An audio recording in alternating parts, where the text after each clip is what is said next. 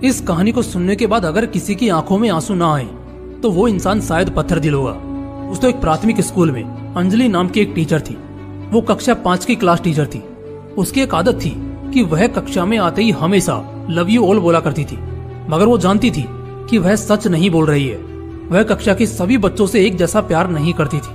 कक्षा में एक ऐसा बच्चा था जो उनको फटी आंख भी नहीं बहाता था। उसका नाम था राजू। राजू मैली कुचली स्थिति में स्कूल आया जाया करता था।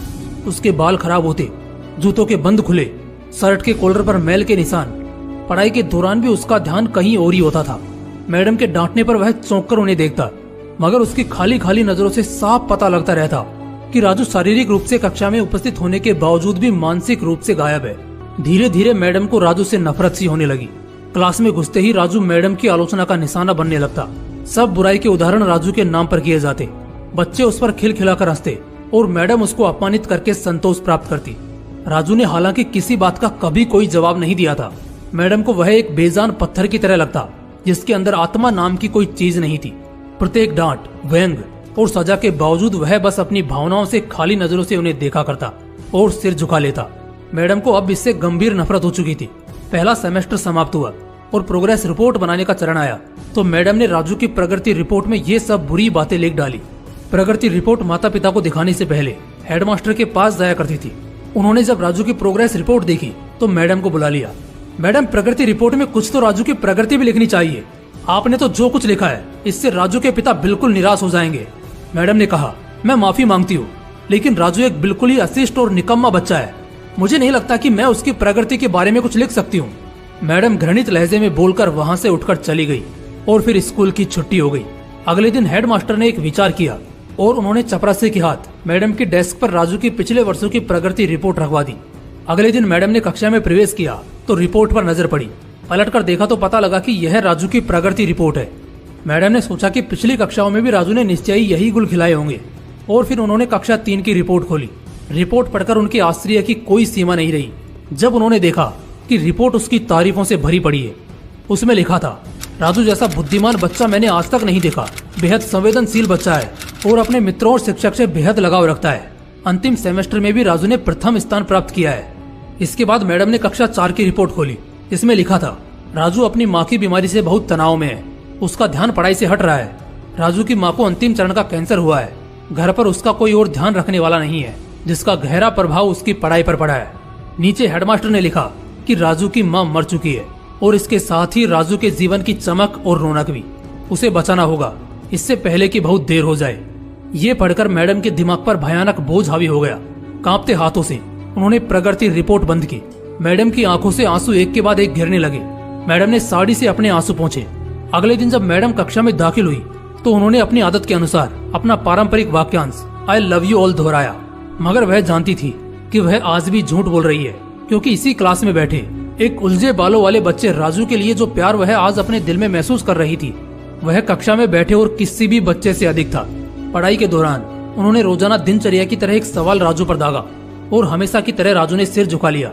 जब कुछ देर तक मैडम से डांट फटकार और बाकी स्टूडेंट्स की हंसी की आवाज उसके कानों में नहीं पड़ी तो उसने अचंभे में सिर उठाकर मैडम की ओर देखा तो उनके माथे पर आज गुस्सा नहीं था, वो मुस्कुरा रही थी। उन्होंने राजू को अपने पास बुलाया और उसे सवाल का जवाब बताकर जबरन दोहराने के लिए कहा। राजू 3-4 बार के आग्रह के बाद अंततः बोल ही पड़ा। इसका जवाब देते ही मैडम ने न सिर्फ खुद कुसंदाज होकर तालियां बजाई बल्कि सभी बच्चों से भी बजवाई। फिर तो यह दिनचर्या बन गई। मैडम हर सवाल का जवाब अपने आप बताती और फिर उसकी खूब सराहना और तारीफ करती। प्रत्येक अच्छा उदाहरण राजू के कारण दिया जाने लगा। धीरे धीरे पुराना राजू सन्नाटे की कब्र फाड़कर बाहर आ गया। अब मैडम को सवाल के साथ जवाब बताने की जरूरत नहीं पड़ती। वह रोज सही उत्तर देकर सभी को प्रभावित करता और नए नए सवाल पूछकर सबको हैरान भी करता। उसके बाल अब कुछ हद तक सुधरे हुए होते, कपड़े भी काफी हद तक साफ होते, जिन्हें शायद वह खुद धोने लगा था।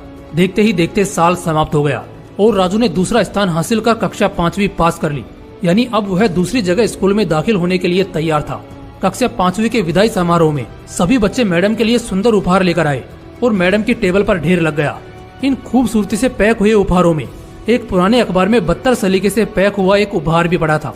बच्चे उसे देखकर हंस रहे थे। किसी को जानने में देर नहीं लगी कि ये उपहार राजू लाया होगा। मैडम ने उपहार के इस छोटे से पहाड़ में से लपक कर राजू वाले उपहार को निकाला। खोलकर देखा तो उसके अंदर एक महिलाओं द्वारा इस्तेमाल करने वाली इत्र की आधी इस्तेमाल की हुई शीशी और हाथ में पहनने वाला एक बड़ा सा कंगन था जिसके ज्यादातर मोती झड़ चुके थे। मैडम ने चुपचाप इस इत्र को खुद पर छिड़का और हाथ में कंगन पहन लिया। यह दृश्य देखकर सब बच्चे हैरान रह गए, खुद राजू भी। आखिर राजू से रहा नहीं गया और मिस के पास आकर खड़ा हो गया। कुछ देर बाद उसने अटक अटक कर मैडम को बोला, आज आप में से मेरी माँ जैसी खुशबू आ रही है। इतना सुनकर मैडम की आंखों में आंसू आ गए और मैडम ने राजू को अपने गले से लगा लिया।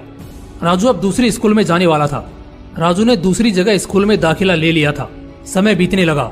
दिन सप्ताह, सप्ताह महीने और महीने साल में बदलते भला कहाँ देर लगती है। मगर हर साल के अंत में मैडम को राजू से एक पत्र नियमित रूप से प्राप्त होता जिसमें लिखा होता, इस साल मैं कई नए टीचर्स से मिला मगर मैडम आप जैसा कोई नहीं था। फिर राजू की पढ़ाई समाप्त हो गई और पत्रों का सिलसिला भी समाप्त। कई साल आगे गुजरे और मैडम रिटायर हो गई। एक दिन मैडम के घर अपनी मेल में राजू का एक पत्र मिला जिसमें लिखा था, इस महीने के अंत में मेरी शादी है और आपके बिना शादी की बात मैं नहीं सोच सकता। एक और बात, मैं जीवन में बहुत सारे लोगों से मिल चुका हूँ मगर आप जैसा कोई नहीं है। आपका डॉक्टर राजू। पत्र के साथ ही प्लेन का आने जाने का टिकट भी उसमें अटैच था। मैडम खुद को हरगिज नहीं रोक सकी। उन्होंने अपने पति से अनुमति ली और वह राजू के शहर के लिए रवाना हो गई। शादी के दिन जब वह शादी की जगह पहुंची तो थोड़ी लेट हो चुकी थी। उन्हें लगा समारोह समाप्त हो चुका होगा मगर यह देखकर उनके आश्चर्य की सीमा नहीं रही कि शहर के बड़े डॉक्टर, बिजनेसमैन और यहाँ तक कि वहाँ पर शादी कराने वाले पंडित जी भी थक गए थे कि आखिर कौन आना बाकी है। मगर राजू समारोह में शादी के मंडप के बजाय गेट की तरफ टकटकी लगाए उनके आने का इंतजार कर रहा था। फिर सबने देखा कि जैसे ही एक बूढ़ी औरत ने गेट से प्रवेश किया, राजू उनकी ओर लपका और उनका वह हाथ पकड़ा जिसमें उन्होंने अब तक वह कड़ा पहना हुआ था, कंगन पहना हुआ था, और उन्हें सीधा स्टेज पर ले गया। राजू ने माया हाथ में पकड़कर कुछ यूं बोला, दोस्तों, आप सभी हमेशा मुझसे मेरी माँ के बारे में पूछा करते थे और मैं आप सबसे वादा किया करता था कि जल्द ही आप सबको उनसे मिलाऊंगा। ध्यान से देखो, ये है मेरी प्यारी सी माँ, दुनिया की सबसे अच्छी है मेरी माँ, यह मेरी माँ है। दोस्तों, इस सुंदर सी कहानी को सिर्फ शिक्षक और शिष्य के रिश्ते के कारण ही मत सुनिएगा। अपने आसपास देखें, राजू जैसे कई फूल मुरझा रहे हैं जिन्हें आपका जरा सा ध्यान, प्यार और स्नेह नया जीवन दे सकता है। जय हिंद, जय श्री कृष्ण।